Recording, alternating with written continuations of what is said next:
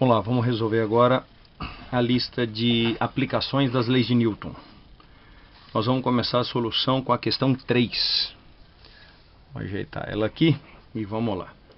A prateleira inclinada, onde estão expostos os pães de forma de supermercado, geralmente faz com que, uma vez retirado o pão à mostra, o que está atrás escorregue pela pequena rampa para tomar a posição daquele que foi retirado.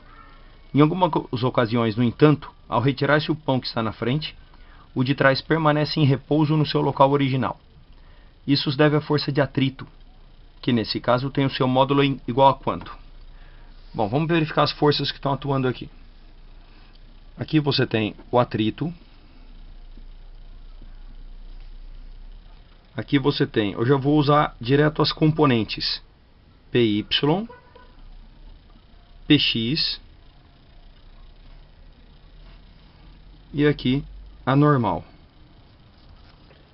Então, se nós temos o equilíbrio, a normal é igual ao PY, e se nós temos equilíbrio, PX é igual à força de atrito. Em módulo, né? Tudo trabalhando com módulo.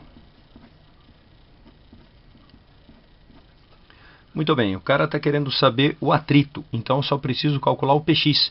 Como ele está em equilíbrio, Φ igual a PX, N igual a PY. Então, ele está me pedindo a força de atrito vai ficar Px é o peso vezes o seno de θ, ou θ é 10 graus. Então, o Φ é igual.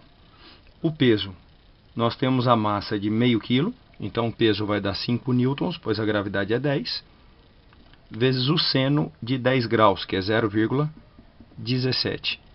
Isso vai dar um atrito de 0,85 newtons. 5 vezes 0,17, 0,85 newtons, que é a resposta da letra A. Então essa foi a primeira questão, que é a questão número 3. Parecida com ela, nós temos as questões 1, 2, 4, 5 e 6. 1, 2, 4, 5 e 6. Segunda questão dessa lista é a questão 10.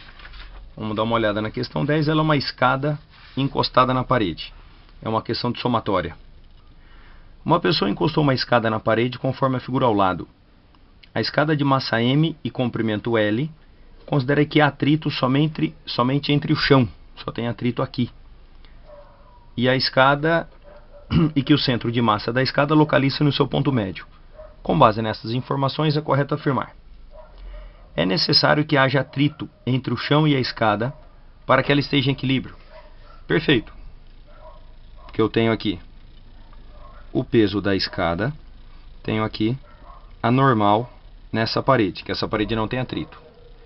Então, no chão, eu preciso ter uma normal, vamos chamar ela de NY, para contrabalancear o peso, e eu preciso de um atrito para contrabalancear essa normal aqui em cima, que eu vou chamar ela de NX. Então aqui eu tenho um Φ. Então no diagrama de forças nós temos que o módulo do Φ é igual a essa NX. E nós temos que o peso é igual ao NY, tudo em módulo.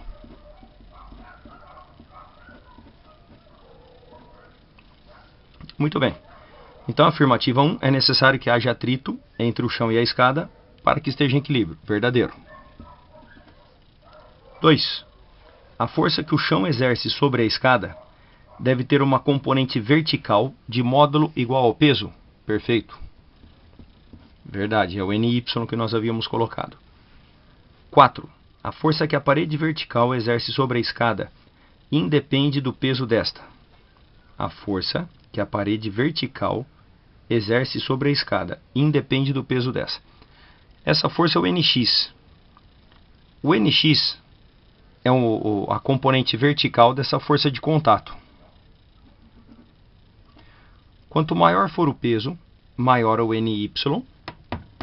Maior sendo o NY, maior vai ser o Φ. Maior sendo o Φ, maior o NX. Então a força que o NX, essa força NX independe do peso? Isso é falso. De novo, quanto mais peso, mais NY. Mais NY, mais força de contato. Mais força de contato, mais atrito. Mais atrito significa mais NX. O NX depende do peso da escada. 8. Para que a escada permaneça em equilíbrio, o atrito entre a escada e o chão será tanto maior quanto maior for o ângulo alfa. Quanto maior for o ângulo alfa, quanto mais vertical tiver essa escada, menos tendência de escorregar. Uma escada para muito mais fácil, estando muito próxima da vertical, do que ficando dessa maneira aqui. E esse ângulo alfa é maior do que esse. Então ele falou que quanto maior o ângulo, maior a força. Não, isso é falso. Se o ângulo está crescendo, essa força está diminuindo. Como a escada se encontra em equilíbrio estático, a resultante dos momentos das forças é nula. As duas condições de equilíbrio são somatório das forças igual a zero e somatório dos momentos igual a zero. Essas são as duas condições de equilíbrio. Como a escada encontra-se em equilíbrio, a resultante dos momentos é nula. Verdade. Então isso deu 16, 18, 19. Essa soma deu 19. Semelhante a essa, nós temos a 8, a 9 e a 12. 8, 9 e 12. Vamos agora aos problemas de blocos. Vamos à questão 14.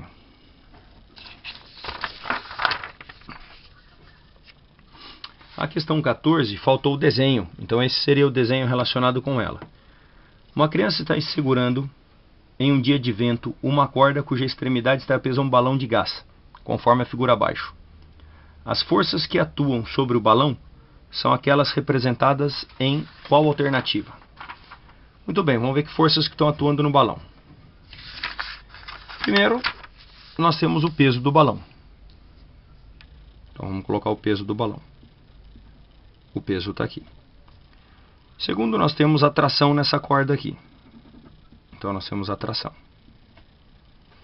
Né? Começar do mesmo ponto, todas as forças aqui. Peso.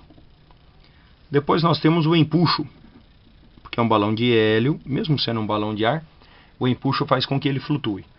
E nós temos a força do vento, porque esse balão está inclinado, então tem que ter uma força do vento aqui. Ó. Vou chamar essa força de F. Então o diagrama correto é essa alternativa.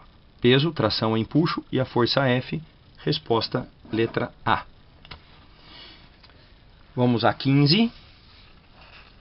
A 15 é um sistema com 3 blocos. Eles deslizam no plano horizontal, cujo atrito é desprezível, puxado por uma força de 6 newtons. Então o módulo da força é 6 newtons. A aceleração do sistema é 0,6. E a massa de A e a massa de B é 2,5. Qual a massa do corpo C? Vamos fazer o seguinte, já vou aplicar direto a segunda lei de Newton. Força resultante é massa vezes aceleração. A força resultante que está puxando o sistema, 6 newtons. A massa, massa total, vezes a aceleração, que é 0,6. Isso implica que a massa total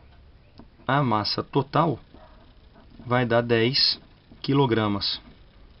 Numa massa total de 10 kg, se eu já tenho um bloco 2, outro bloco 5, a massa do bloco C só pode ser 3 kg. Resposta letra B. Vamos à questão 20. Depois eu já passo a orientação para vocês. Então nós vamos fazer a questão 20.